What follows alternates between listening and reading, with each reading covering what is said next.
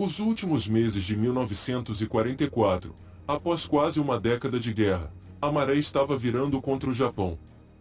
Sua economia estava em dificuldades, seus militares espalhados por metade da Ásia, e os territórios que haviam conquistado em todo o Pacífico agora caíam como dominó para as forças dos Estados Unidos. A derrota parecia inevitável. Em 26 de dezembro de 1944, o segundo tenente Hiroo Onoda, do Exército Imperial Japonês, foi enviado à pequena ilha de Luba, nas Filipinas. Suas ordens eram atrasar o progresso dos Estados Unidos tanto quanto possível, suportar e lutar a todo custo e nunca se render. Tanto ele quanto seu comandante sabiam que essencialmente era uma missão suicida. Em fevereiro de 1945, os americanos chegaram a Luba e tomaram a ilha com uma força irresistível. Dentro de alguns dias, a maioria dos soldados japoneses havia se rendido ou sido mortos, mas Onoda e 3 de seus homens conseguiram esconder-se na selva. A partir daí, eles começaram uma campanha de guerrilha contra as forças dos Estados Unidos e a população local, atacando linhas de abastecimento, disparando contra soldados dispersos e interferindo com as forças americanas quando pudesse. Em agosto, meio ano depois, os Estados Unidos lançaram bombas atômicas nas cidades de Hiroshima e Nagasaki.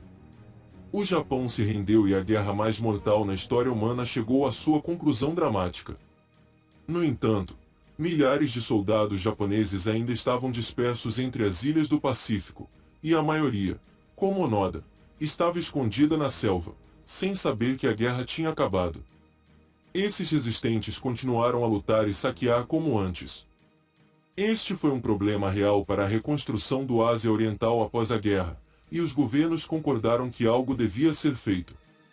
Onoda virou exemplo de amor à pátria, de perseverança, um dos personagens mais difundidos da história mundial, o Pelé do Japão. Resumiu a história de centenas de japoneses que resistiam a acreditar que o imperador poderia ter se rendido. Aos 22 anos, Onoda recebeu a missão de sobreviver de forma independente na selva, defendendo a bandeira japonesa, até que recebesse novas ordens de guerra.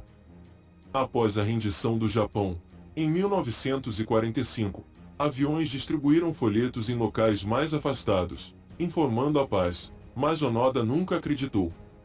A polícia filipina fez buscas, expedições japonesas o procuraram, mas ele resistia por achar que todos eram espiões inimigos. Só em 1974 finalmente desceu da base militar e reapareceu quando todos pensavam que ele já havia morrido. Ao exército, entregou sua espada, cerca de 500 cartuchos de munição e 5 granadas de mão. Durante cerca de um ano recebeu honrarias no Japão e então se mudou para Mato Grosso do Sul, onde o irmão já vivia. Se instalou na colônia Jami, local que reunia famílias de imigrantes japoneses, sem falar uma palavra em português. Há inúmeros livros e documentários que tratam da saga do ex-militar japonês, que por quase 3 décadas sobreviveu comendo bananas, mangas e caça. O tenente Onoda foi o penúltimo soldado japonês da Segunda Guerra Mundial a se render. 7 meses depois foi a vez de Teruo Nakamura, de origem taiwanesa. Se gostou desse vídeo, deixe seu like e se inscreva no canal.